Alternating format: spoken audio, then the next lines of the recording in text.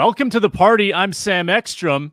It's the all-new Minnesota basketball party on Locked On Sports Minnesota. Meet the full panel next. This is Locked On Sports Minnesota podcast. It's endless Minnesota Timberwolves talk with the diverse voices of your local experts. It's time for the Minnesota basketball party on the Locked On Podcast Network. Your team every day. What's up, everybody? Happy Wednesday. It's the all-new Minnesota basketball party on the eve of Minnesota Timberwolves preseason. We kick off this new adventure with a five-man panel. I'm Sam Ekstrom of Locked On Sports Minnesota. Find me on X, at Sam Ekstrom. Let's go around the horn here. We got Jack Borman, Canis Hoopus writer and managing editor. He's at a lot of the games. He is a Wolves guru. He'll be joining us every Wednesday. Ben Beecken, Locked On Wolves daily host. You can hear him on Locked On Wolves Monday, Tuesday, Wednesday, Thursday, and Friday to get your Wolves fix daily. Reggie Wilson, bottom left corner there. KARE 11 sports director and anchor. We're making you switch sports, Reggie. This was a football show up until now. Now you're talking hoops. We're throwing a curveball at you. And there's Ron Johnson of the Ron Johnson Show here on Locked On Sports Minnesota. He's a football guy talking hoops every Wednesday with us here on the Minnesota basketball party, which will be airing every Wednesday going forward. We're so pumped that you've joined us today. And today, fellas, I think we just get all the big opinions out there. We'll play the hits. We'll talk about the stars. We'll lay a groundwork for this Minnesota Timberwolves season, which tips off 3 weeks from today.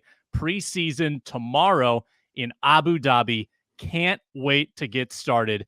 Jack Borman, you're the newest guest on this panel. Welcome to the Locked On Sports Minnesota family. Give me the first word. How excited are you about this Wolves season? I think that this is probably the deepest Timberwolves team that we've ever seen. Surely in the last, 18, 19 years since the Timberwolves were winning playoff series. And so I think it's hard not to be excited when you have a lead dog like Anthony Edwards and how much talent and the depth of talent that is there behind him. I think is something that it's going to be a ton of fun to watch, and hopefully we'll be watching competitive basketball well into the playoffs. Let me play a little devil's advocate and toss it to Ben Beecken here. People were excited for last year's team, and then they kind of fell flat. Has enough changed to where you think it's you can credibly be excited all over again for this kind of same core group? Yeah, I think to Jack's point, the depth is probably the thing that's the biggest difference. Obviously, the second year of Cat and Rudy playing together. Of course, Karl-Anthony Towns only played in, I think, 29 regular season games last year because of injury. So there is still a little bit of a learning curve there, no doubt. Like, we're still going to have to see Rudy and Cat play together and figure it out. But the one thing that is definitely better than it was 12 months ago is the depth. You're cycling out guys that were at the end of the rotation.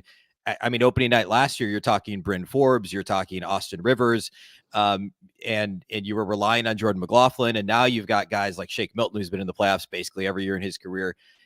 You've got Troy Brown Jr., who played meaningful minutes on a good Lakers team last year.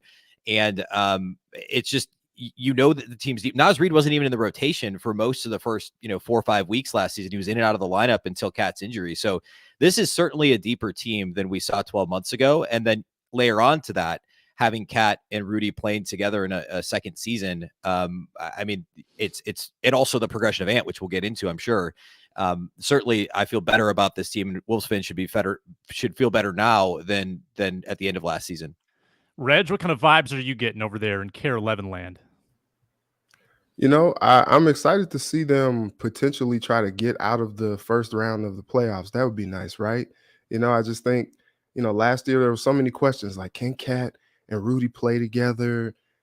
This is not today's NBA. And then we only saw it for a limited number of games, as Ben said, because of Cat missing those 50 last year with the calf. So I still think there's a lot of questions, but then you've kind of seen the ascension of Anthony Edwards, especially over the summer. He was like the unquestioned one on that summer team. That unfortunately fell short, got all these guys like, yeah, I'm playing in the Olympics next year. KD, Kawhi, all these guys already sent, LeBron possibly. But I think everybody's like, look, this needs to be Ant's team. This needs to be Ant's team. This is going to be Ant's team. And so, I mean, Cat, even though he may not act like it, he has said as much that this is going to be Ant's team as well. So I'm looking forward to seeing like how the shift happens between going from Cat being the alpha to Ant being the alpha, and Cat just kind of like being complementary to this burgeoning superstar that we have. Ron? Yeah, and so for everybody that wants to know where I come in with basketball, I was a basketball guy all through high school. I still play basketball to this day. Like I am playing on Monday, Wednesday, and Fridays every week. I am a hooper to my heart. I am probably the best basketball player on a football team for most teams. Like any receiver would say, Justin Jefferson, Stephon Diggs, we hoop. And so when I look at basketball with this team, I'm excited for this reason. I don't know how many people, by show of hands, have gone back and looked at the 1999 and 2003 Spurs by the names of Tim Duncan and David Robinson. Here's the key about this roster when you look at that team. Avery Johnson, Sean Elliott, and Mario Elie. Now, 1999, I was 19 years old. I don't know how some of you guys are probably younger, but I remember that team. I don't remember those names being as like who as they are when I look at them now. Like I know the names for it, but when you look at them, and so for this team to coexist, you got a guy by the name of Anthony Edwards. The Spurs didn't have that. Now, eventually they started to get some other stars in Ginobili and so on and so forth, but they didn't have those guys in 1999 when they won their first ring with David Robinson and Tim Duncan. So how can these guys coexist? They need to figure out a way for all three, whereas Karl-Anthony Towns and Anthony Edwards are the David Robinson and Tim Duncan, and Rudy Gobert comes and fills in like the other three. He's going to get rebounds. But Tim Duncan and David Robinson's numbers, when you look at the rebounds, that's where I'm hoping this Timberwolves team goes, because they both were 11 plus rebounds, 8 plus defensive rebounds a game, meaning you're not getting second chance shots. It was too many times last year in games where I felt like the ball was hitting the rim, it would bounce around, and then somebody else on the other team would get the ball, and you're looking at your two bigs like, what the heck are you out here for? Now, we know Cat missed some time. The key word for this team is health. I'm excited if they can stay healthy, and I agree with everybody's point. This is a team that should be a 4 or 5 seed. I talked to Michael Grady the other night. I talked to Tim Connolly about this, and I actually talked to Nikhil Walker-Alexander. Alexander Walker, sorry. This is a team that can easily be a 4 or 5 seed if they stay healthy, if they don't punch walls, if they stay away from hurting themselves. Just show up to practice, put baskets up, don't do too much. But somebody also has to be the Kobe Bryant. When I say that, I mean somebody has to walk into that building every day and demand excellence. They have to walk into that building every day and say, man, we got to be the best versions of ourselves. I got a chance to talk to PJ Fleck last night. He spoke to my daughter's softball team. Shout out to PJ. And some of the things he even said about his culture and his team, I hate to put culture in there, but it matters in the locker room. When guys are pointing fingers, when guys are saying we don't get along, when guys are saying this and it's not my fault, it's his fault. I'm scoring 30 a night. Why can't the rest of you? You're not going to win games. And so the culture of this team is going to matter. But somebody, and that's why I love what Steve Kerr did to Anthony Edwards. I hope he lit a fire under him, telling him how like not hard he works compared to like Steph Curry and Clay or to Kobe. Like Anthony Edwards, I hope has a fire where every day he shows up, he's going to be the Kobe Bryant type of mentality to say, look, we got to get this going. The fact that Jimmy Butler doesn't even want to mention the name Timberwolves should piss them off even more. And so I'm excited about this team. Yeah, and low key, talking about culture, you get a full year now, and I don't want to make it the Rip D'Lo show, but a full year without that power struggle with D'Angelo Russell. Didn't seem like he got along with Rudy. That whole dynamic is now gone. I think you do go into the year with a lot more kumbaya kind of feel in that locker room. That team did come together late in the year, played some really good basketball. Let me put this out there, and we'll kick it back to you, Reggie, and then we'll go back around. You got 3 big money stars on this team. You got Ant, Cat, and Rudy. So I'm not asking you to rank talent. What I'm asking you is to give me which of those 3 players can impact the team the most if they take a big step forward. Rudy, Ant, or Cat? Who can impact the Wolves the most, Reggie? I think it's Cat, especially because we just didn't really see last year what he could truly be part of this team with all these new pieces.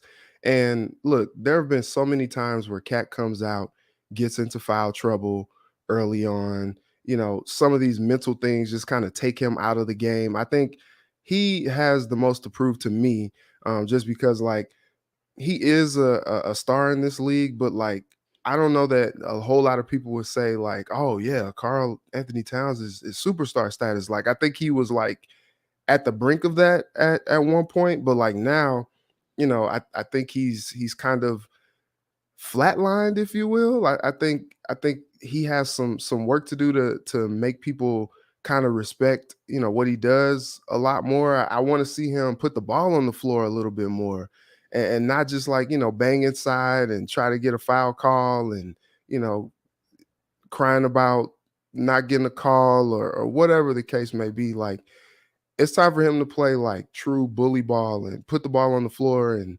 it was interesting because over the summer, after he did the podcast podcast with Paul George, like he was in the gym with him and both of these guys just shooting threes and all that good stuff. And I was reading the comments and everybody was just like, we know you can shoot, but like, this is not what we want to see from your game. And so I think I would like to see him kind of play a little bit more like he played earlier on in his career.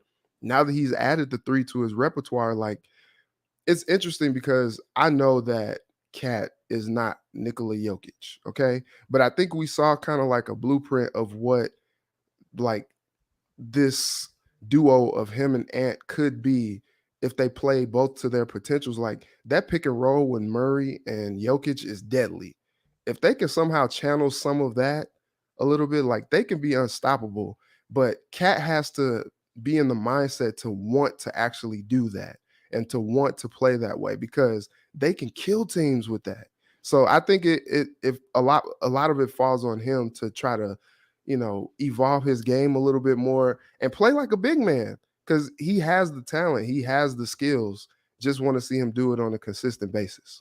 Jack, what do you think? Cat, Ant, or Rudy? Yeah, this will probably be an unpopular pick here, but I'd go with Rudy. And the biggest reason why I think that is, when you think back to what Rudy did in Utah, that entire roster was basically constructed around him and what he can bring to the team. And, I think that this team is really built to unlock what he can do on both ends of the floor, especially now that Mike Conley is here.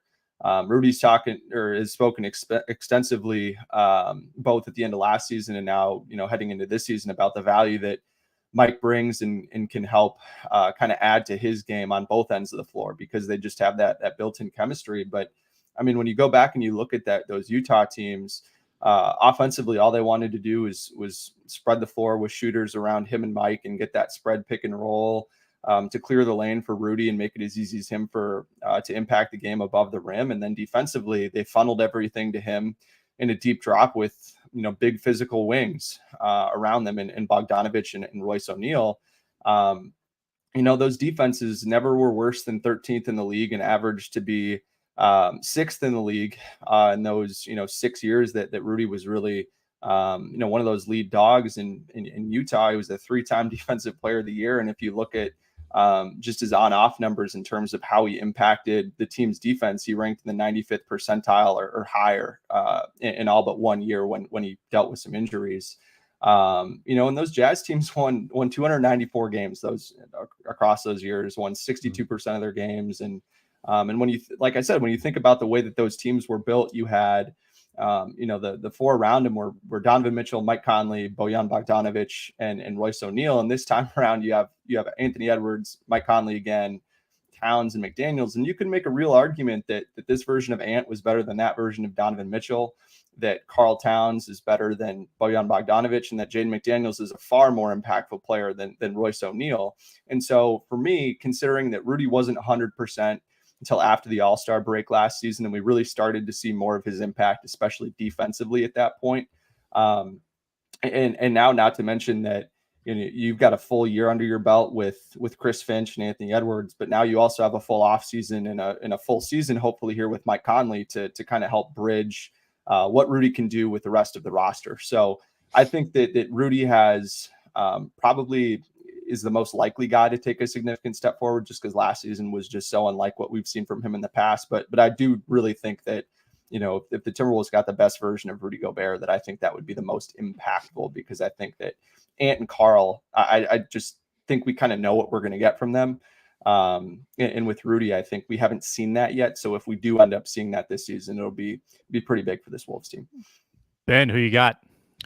So I'm going to go with Anthony Edwards, and I promise we didn't talk about this ahead of time, so it's great that the three of us so far have had different answers. I can absolutely see the points that the last few guys made, and actually one of the last things Jack said is we know what we're going to get out of Cat and Ant. I would 100% agree. We know what we're going to get out of Cat. Obviously, last year was an outlier for him in almost every way. It was his worst offensive season in the 29 games that he did play. So obviously the injury, but he wasn't himself when he did play. I think Cat's going to bounce back to where he has been, which, as Reggie said, like, I mean, he's a star. Is he a superstar? We can have that debate. He has been all NBA twice. He's a three-time All-Star, I think. So we could debate the superstar line, but he's going to be somewhere in there, right? He's somewhere like around the 30th best player in the league. Well, if Ant is really going to be your alpha, then that's all you really need Cat to be. And now that he's 28, I don't think we can wait around anymore for yet another leap. I mean, you never know. Maybe he does unlock something else. A couple years ago, prior to getting hurt last year, he was driving the ball a lot more from the outside. They were playing 5 out. He was, if you put a 5 on him, he'd drive past him to the basket and draw a foul. If you put a 4 on him, he shoots over him.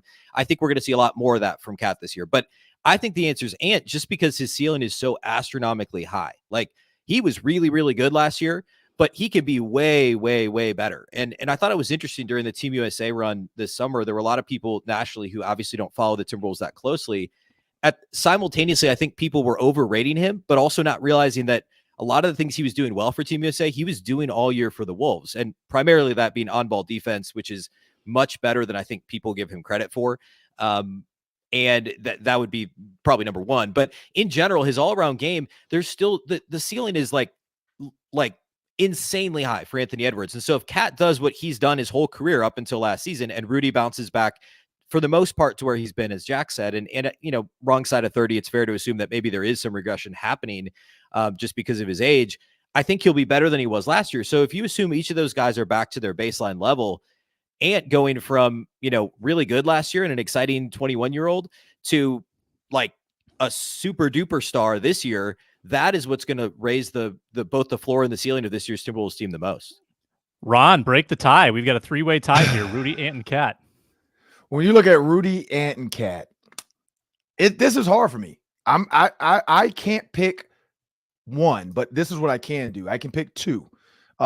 Again, I'm leaning to the Cat Karl-Anthony Towns, and this is why. I think for Rudy Gobert, when you look at his teams, and so I'm gonna go back to 2020 and 2021. What was the big difference that year? Rudy Gobert dominated the boards. He had 14 to 15 rebounds a game. Like, that is domination. Whereas with the Timberwolves, there would be games he'd have 8 rebounds. His average this past year was 11. So he's got to find a way to get that extra 3. And again, when we talk about this in football, 1 or 2 extra third downs converted can change a game, can change the time of possession. It's the same thing in basketball. If you can get 2 to 3 more offensive rebounds, you're giving your chance a little bit better chance of winning that game. And I think he has to come there. But when it comes to Anthony Edwards, I personally, and again, maybe because that's the position I play, when I look at like a taller guard, I just feel like a guy like that should be able to dominate. And I was wholeheartedly on board with what Reggie said. They have to have a 2-man game. And within their 2-man game, when you look at Jokic and you look at him and Murray, what do they do well? Both of them can attack. So whoever you pick wrong. So they've got to be able to play like a football style of offense where it's just an audible. Hey, we're going to play the 2-man. If your guy switches, I'm going to dump it off to you. If your guy switches, back him down. Calipari did something with Karl-Anthony Towns that I think changed his life. He made him put his back to the basket. He came in from high school wanting to be an outside guy, which he's trying to do now. Calipari said, I'll make you a number 1 pick if you get your big butt down underneath the basket because I got scores off top. He has to go back to that Calipari mentality and be a bully. He was a bully at Kentucky. He's not been a bully in the NBA. When you look at, I don't know, memes and stuff, there's jokes of him looking like he's working hard and the other guy's just like, what are you doing right now?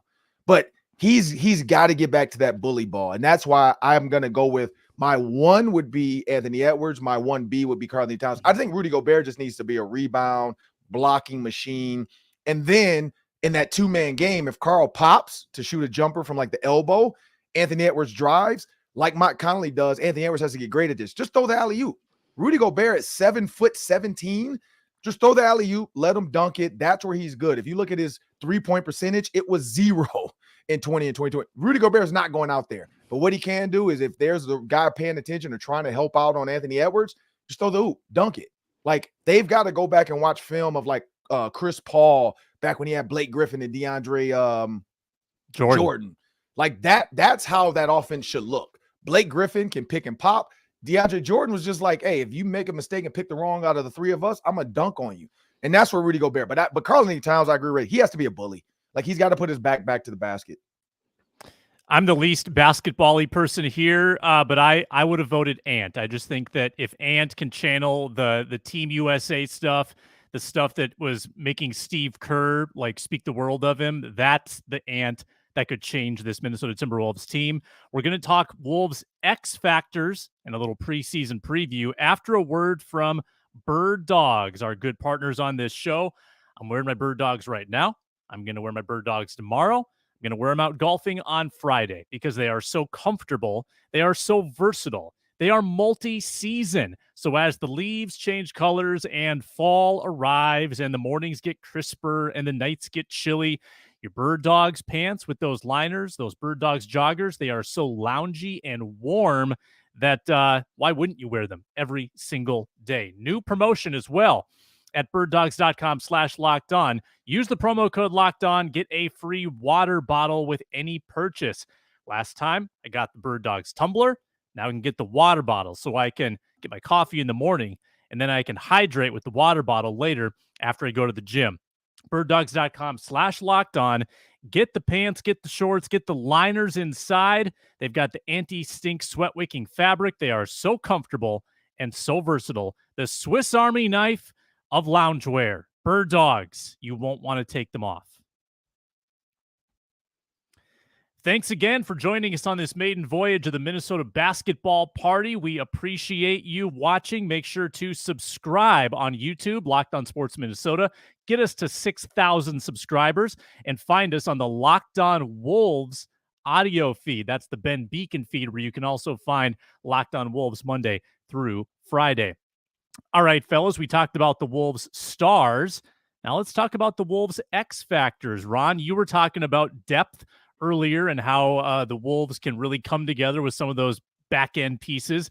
Give me an X factor on this team beyond the big three, beyond Ant, Cat, and Rudy. We'll start with you, Ron Johnson. Well, the same way the Warriors did it, beyond Steph Curry, Klay Thompson, and Draymond Green, what'd they go do? They went and got a facilitator. It's got to be Mike Conley Jr., in my opinion. When you have a facilitator that can go out there selflessly, and not be selfish, because we know a former, and I'm not going to bash anybody, a former point guard every once in a while felt like it's his shot. This is my time to shine. This is my time to show you I got ice in my veins. Mike Conley's not that guy. He played on that team with Rudy Gobert and Donovan Mitchell, and he was a facilitator. I think that was the big reason why Tim Connelly thought he could get him here and he could help out in the Rudy Gobert, Karl-Anthony Towns, Anthony Edwards power struggle. Mike Conley Jr. has to be the X factor. And the other reason, too, is because he can get hot and knock down threes, but he does it within the game. Like, he's one of the best feelers of the game. You have to understand who's hot and get that guy the ball. In the gym, when we play pickup, we call it a heat check, where some guys just shoot ridiculous Dame Lillard type threes, but they've already hit 3 threes before that. So it's like, look, I get it. That was a heat check to see if you're still just hot. And that's where Mike Conley Jr. is good. Vice versa, there was times where the other point guard, Anthony Edwards, would score 3 straight points, and he's going to come down and he wants to shoot to get the crowd up for him. And I'm like, just give it back to the guy that's killing the other guy. Play like you play in your backyard. And sometimes you need a guy like Mike Conley Jr. So he's the X factor to me, because he's the guy that's going to make sure to get that offense going. And he knows maybe he's a Rudy Gobert whisperer. And so, like you said, a full season together now and off season, maybe he can help, the Karl-Anthony Towns, Rudy Gobert, kind of figuring out where they belong in this offense. That pick and roll was pretty good with those two in Utah. Reggie, who do you think's the X factor? I go Jaden McDaniels. It's a shame that he punched that wall and we didn't see what he could do against the Nuggets. I don't think the Wolves. Did we see if he even hurt the wall though? Did he hurt the wall, or was there a dent? What? In these situations, I don't think. Rumor has it they have styrofoam walls at Target Center now. A-Rod paid for it. Okay, that fits. That fits. But no, I think like I said, I don't know. I don't think the Wolves win the series against the Nuggets if Jaden McDaniels plays, but I think they were missing that 3-and-D guy. And I think each and every year he's just continued to take a little bit of a step forward. And if he can just kind of be that main 3-and-D guy that can get them points and lock up the team's best player on the other side, like I just think that it's going to tremendously impact these games. You kind of look at like, I know Ryan mentioned the Warriors, but back, before kind of like the big heyday, they had Harrison Barnes. And look, Harrison Barnes now is a really good 3-and-D guy, but when he was with the Warriors, he was a little inconsistent. And they decided that they wanted to give up on him, and they got Kevin Durant. Tremendous 3-and-D guy, tremendous scorer in this league, future Hall of Famer. But it's just interesting because like there have been times where we've seen Jaden McDaniels pull up that corner three and hit the side of the backboard. But then, last year he's knocking them down, So I think if he can continue to do that and just kind of be like that complement on offense and then also on defense, like he and Ant just locking guys up, I think this Wolves team can be that 3, 4, or 5 seed that maybe, their ceiling is this season. But just want to continue to see him take another step forward. And I think he felt really bad about breaking his hand and all that good stuff. And I think he wants to come out and show and prove that he can do better than punching a wall. Jack Borman.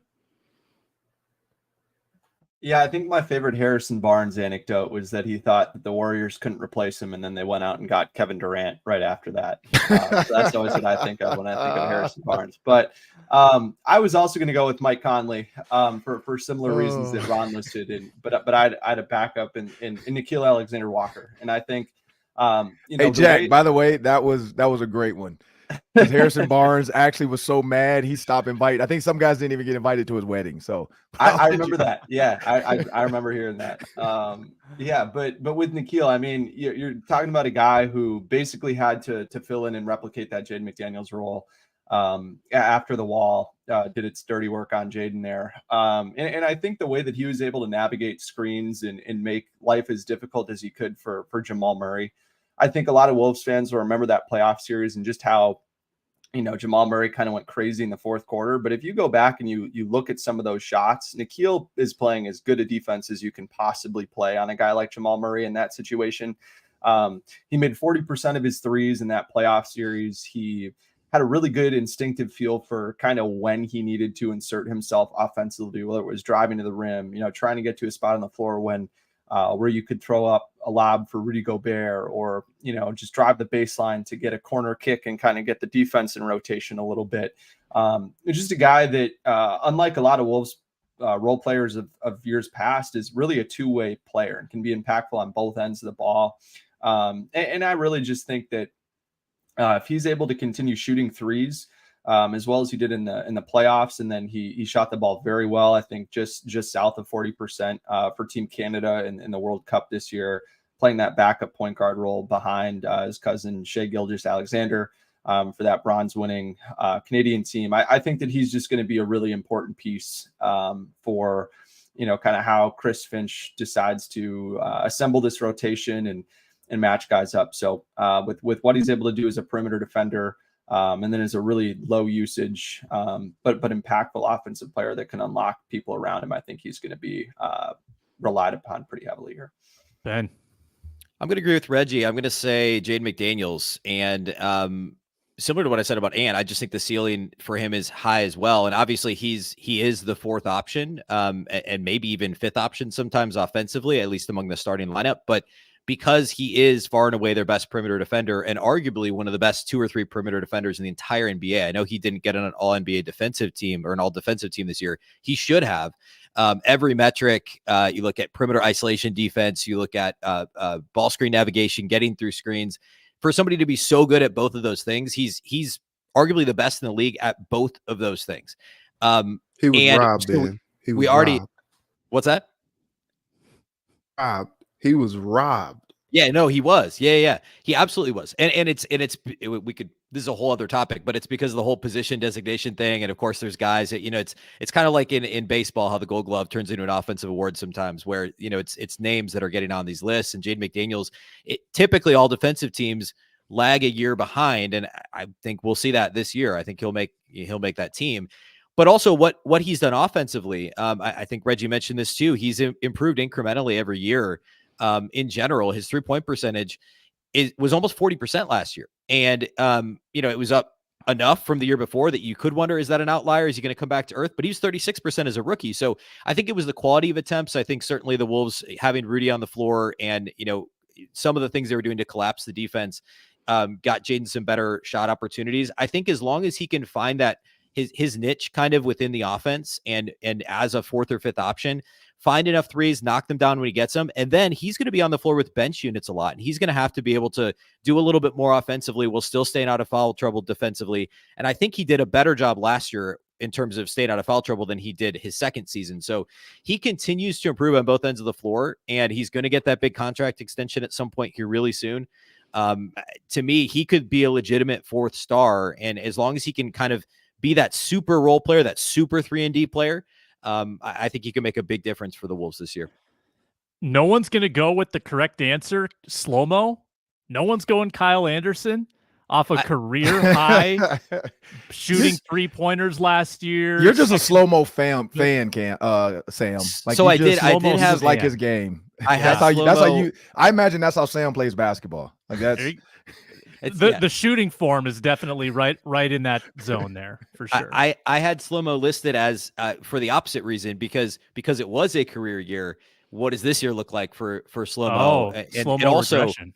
Yeah, exactly. And also he's going to get bumped down and play more minutes at the 3 instead of the 4 because Naz Reid got that big contract. So you look at historically for Kyle Anderson, especially back end of his career in San Antonio, beginning of his first couple years in Memphis, when he plays the 3, he's less effective because he's being asked to guard, quicker players on the perimeter. He's further away from the basket. He can't do as much on the glass. So I would be concerned about some regression from slow-mo.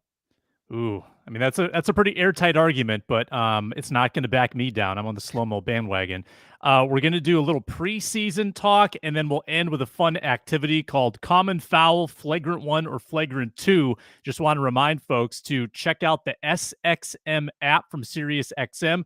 Find all the hometown broadcasts. So that will include the Timberwolves when the season starts. But right now, it's the Twins trying to lock up the wild card series today at 3:38 p.m. Catch the hometown broadcast. Just search Twins. Listen to Corey and Danny call maybe another Twins victory. All right, let's keep this one quick. Give me 30 seconds each. Ben, we haven't started with you yet, so kick us off. What's one thing to watch for in the preseason opener in Abu Dhabi against Dallas?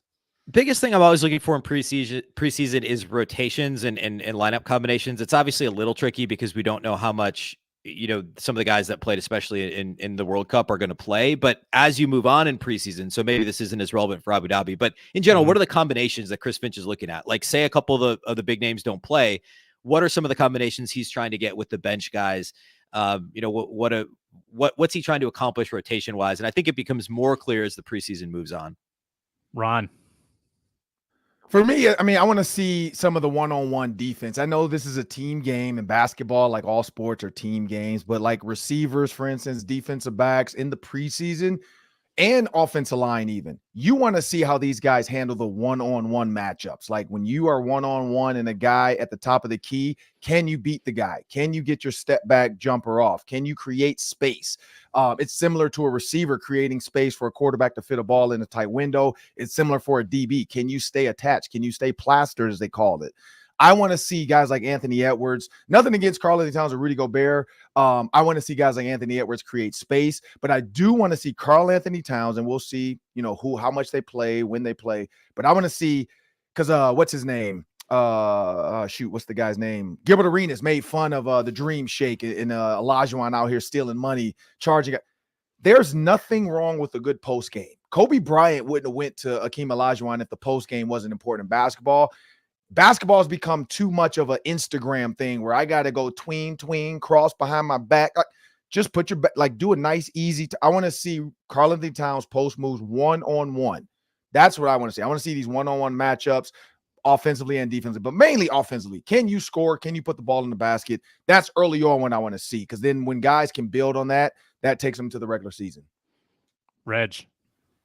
You talk about like depth and rotation. I want to see somebody establish themselves as, one of the guys that can crack the rotation when the season starts. Like, there have been times in the preseason where we've seen people just like go off and kind of make their case to be a part of that main rotation. So I just kind of want to see who's going to step up and be one of those main people that Finchie brings off the bench this upcoming season. I think it's going to be tough just because like it's preseason game 1, so we may not see exactly what it is that we want to see. I think maybe they play a little bit more just because it's in Abu Dhabi and it's like a big deal. But I want to see someone establish themselves to start that they can crack the main rotation and do it on a consistent basis. Yeah, Jack. I was going to say almost exactly the same thing that Ben said, but for slightly different reasons. In that, I think the way the Timberwolves are going to build out this rotation is really going to be looking at the two bigs. I think Finch admitted that those two guys are going to play a little bit less together this season. So I think it's really going to be about who are we going to match with Karl and who are we going to match with Rudy. And I think, how Finch assigns Mike Conley is going to be huge. Like the best 2-man pairing that Karl had, after the All-Star break last year was with Mike Conley. You're looking at net rating. He also was really, really good with Naz Reid. So that's a duo that I really want to see. And then with Rudy, it's going to be, obviously you'll see a lot of Mike with him. I'd imagine we'll see, that's where that slow-mo Gobert pairing will come in. That was, I believe, the Timberwolves' best, 2-man pairing over the course of the whole entire season last year. So, those are the things that I'll be looking for, since I think those will be telling. And I think guys will play a lot, because if you remember last season in the preseason, Rudy was banged up coming off a Eurobasket. Karl was really, really sick and didn't play a whole lot. Ant came in overweight and had to get back into playing shape. So now that everybody's locked in, ready to go, I think we're going to see guys playing a lot more minutes, and the Timberwolves really trying to take advantage of this 2-game preseason slate over in Abu Dhabi. Yeah, I want to see a lot of Leonard Miller. Let's see what they got with that early second-round pick. I'm excited to see what he can bring. All right, here's how we close the show. It's called Common Foul, Flagrant 1 or Flagrant 2. I'm going to give you 3 events or happenings that occurred in the basketball world. Tell me whether it's just a common foul, it's not a big deal. Flagrant 1, it's kind of a big deal. Or Flagrant 2, you're out of here. Throw them out of the game. I got one serious one on the Wolves and then a couple fun ones. Let's start with Jack. The Wolves losing Taurean Prince in free agency. Common foul, Flagrant 1 or Flagrant 2? I'd give this one a Flagrant 1. I think that, TP is a guy that was absolutely beloved in that locker room, and had a pretty much universal approval rating. He hit some massive threes for this team, did a lot to be able to spread the floor. I think they're going to miss him. I don't think Troy Brown is going to be able to replace the value that Taurean brought, maybe 80% of that, but still that's a tough one to swallow for a Wolves team that needs as much shooting as they can have. Ben. I thought that one is a common foul, and I agree with Jack. The bigger concern is probably the locker room side of things and what it does to the culture, because he was beloved. He's tough, hard-nosed player, doesn't back down, and that's valuable. But I do think, his contract was to be $9 million this year, and he went and signed for about half that with the Lakers. And with that $9 million, the Wolves brought back Nickeil Alexander-Walker, and they brought in Troy Brown Jr., and they're effectively trying to replace him with those two guys. And as long as Troy Brown, he had a career shooting year last year in the Lakers, as long as that doesn't regress, I think they can kind of cobble together that same production and give themselves a little more roster flexibility, because they signed Naz Reid. Taurean Prince wasn't going to see any minutes at the 4 next year. Not that he saw a ton last year, but I think in general, they'll be able to kind of paper over that production that left. The question is it going to impact them from a locker room perspective? But in general, I would call that a common foul. Reggie Wilson. Yeah, I'll say common foul as well, just because like now that you have signed Naz Reid, like that's a pretty big money extension that you gave him. Like he's going to have to get his minutes out there. And so I think, TP was a great glue guy. He can knock down shots. He was a solid defender. But I think they've kind of replaced him from a production standpoint. That remains to be seen. They haven't tipped off yet, but I think that's something that they could replace with the guys that they have in place. And TP TP is on to greener pastures. And Ron? I'd say a guy that's 6'7", 218 pounds. I'm going to call it a common foul. For all the reason everybody said, you already signed guys that can replace him. You can replace his production. And I think when you talk about defense and a guy that finished the season off and Nickeil Alexander-Walker, there's going to be other roles in there. Taurean Prince was a solid shooter. He would come in and help you out offensively, but I think his was more due to injury towards the end of the season versus necessity. And that's why I'm going to just go with a common foul on that one. All right, let me put it back on you, Ron, for our next prompt. I want big opinions on this. Mm-hmm. Jimmy Butler's hairstyle at Heat Media Day. So this is the thing. I'm all for expression. And so you have to look into the deeper meaning of what he did. Is this guy going to do this forever? No. What he did was you have to look at all the pieces. The lip ring, the nose ring, the eye. He was going Dennis Rodman. The black nail polish, the clothes. Like you have to see the pregame, the pre-outfit. He was going emo. So in order to go emo, he went full emo, got his hair pressed out. He's just really trying to play up to the media that he's sad about the Damian Lillard tampering with the Bucks. And so he's just playing into the role of that. But I'm gonna actually go not for the hair. I'm gonna go flagrant 2, because imagine being in that locker room and he doesn't get a player he wants, and now he's emo. Like if I'm a teammate, I'm like, dang, dude, like you're not happy with what you got. So I'm going flagrant 2, not for the look, for what it portrays to the rest of the team. Like, dude, you should be okay. We're all still here. And that, to me, like when you saw the Lakers try to get Chris Paul and then the NBA blocked that with Kobe and Chris, which I don't understand that one. Like you didn't see Kobe show up emo. Kobe's like, all right, show must go on. Like we didn't get a point guard. Let's move on. Like Jimmy Butler, like he's playing too much into this. But he's done this every year now. His hair is always changing. He's always trying to troll the media. But I think this one went a little far with the emo. He's in an emotional state because of the Dame Lillard thing. Like that to me is not a great way to show your teammates you're still happy to be their teammate. Reg. Yeah, it's flagrant 2 all the way. He came up. What's that TikTok? I'm gonna kill my mom. I'm gonna kill my dad. It's like, what are you doing? Like showing up. Like now we saw the next day he had it braided up. It was, regular Jimmy, but like, this was like, hey, we're getting it pressed out before the braids. Hey, I'm just gonna wear it pressed out. I'm gonna, put these piercings in. I'm just gonna go emo. Like, I don't understand him. And then he dissed the Timberwolves just out of nowhere. Like it was so unsolicited. Like stray bullets for no reason. It was like, what? Stray bullets. They're still living rent free in his mind years later. So yeah, it's flagrant 2 all around there. Ben.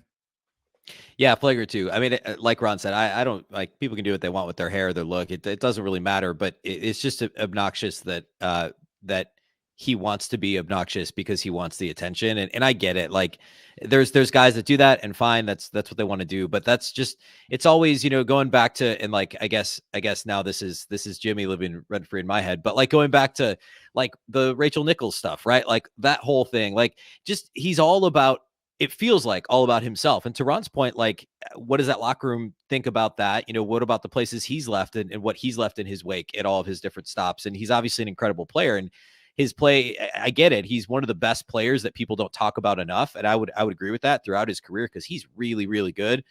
He's just single-handedly dragged teams far into the playoffs.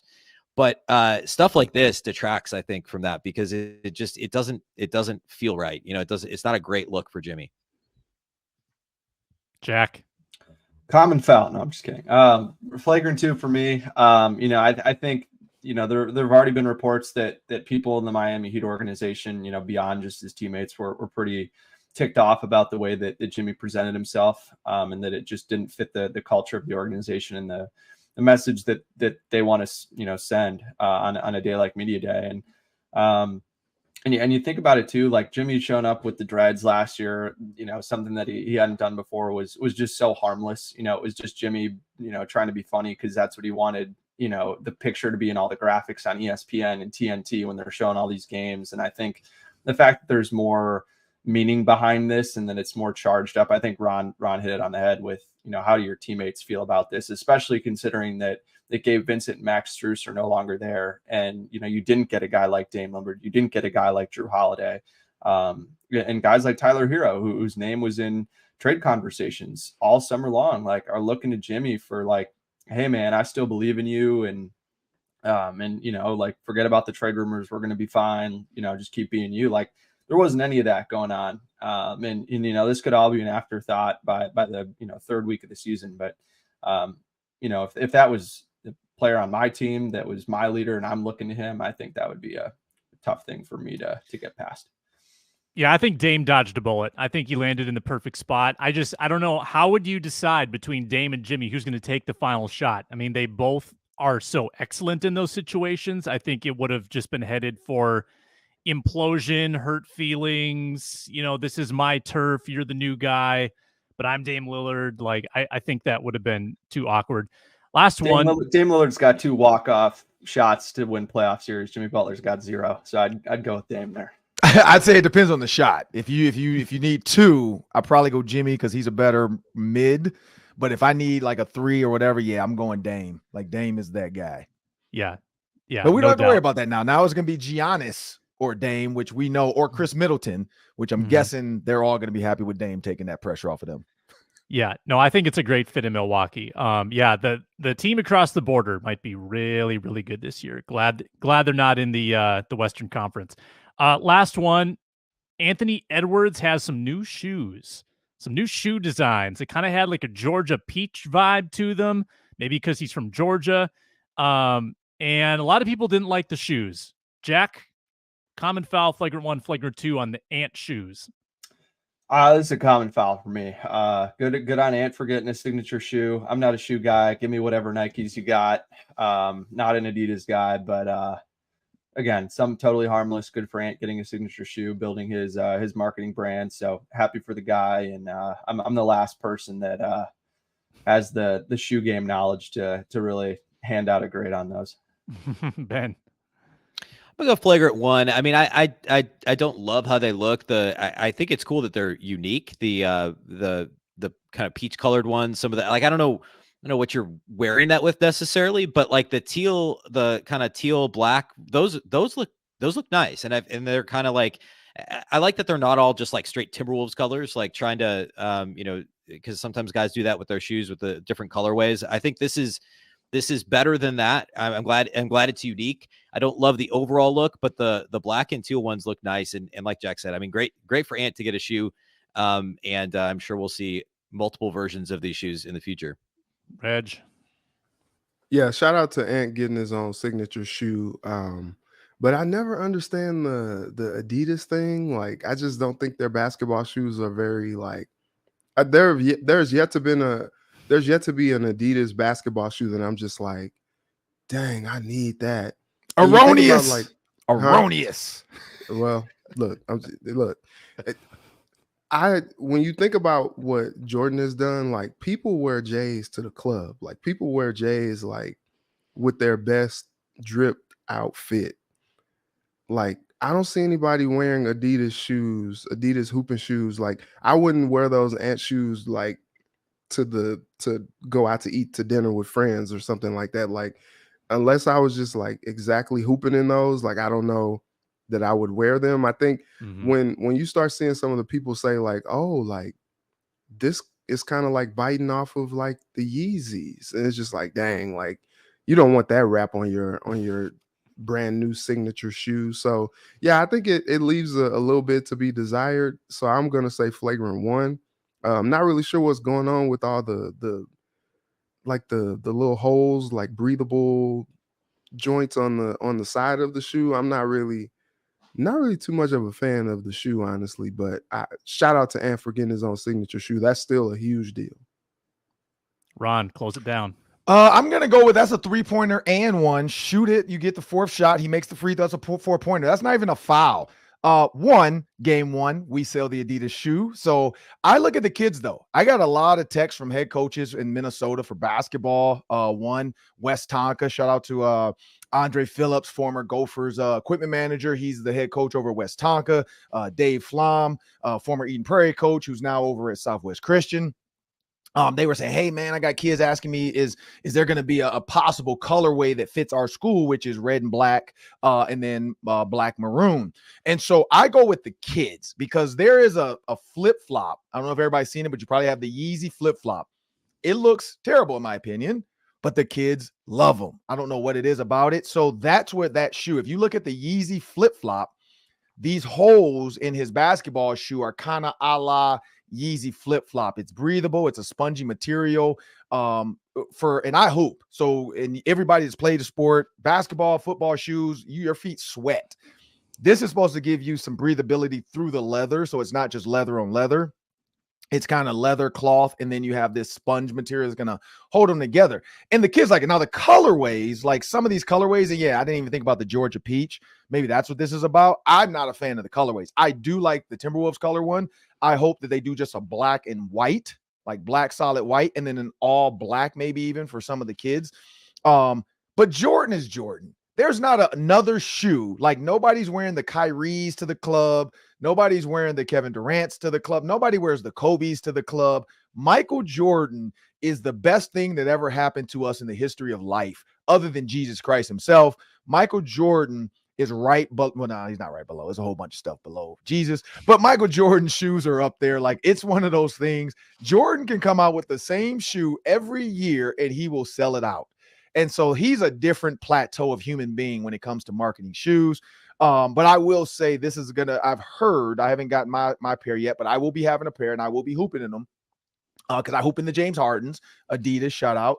And I love the James Hardens to hoop. Would I wear the James Hardens to the club? No. But would I hoop in them? Yes. So Michael Jordan is just a different beast. I don't think there will ever be a shoe that will ever get close to eclipsing Michael Jordan. LeBron can come out with the LeBron 57s. It's never going to pass Michael Jordan, so he can let that go. But with Anthony Edwards, great for him to put money in his pocket, to get his family set up with, because this could be a long-term thing if they have better.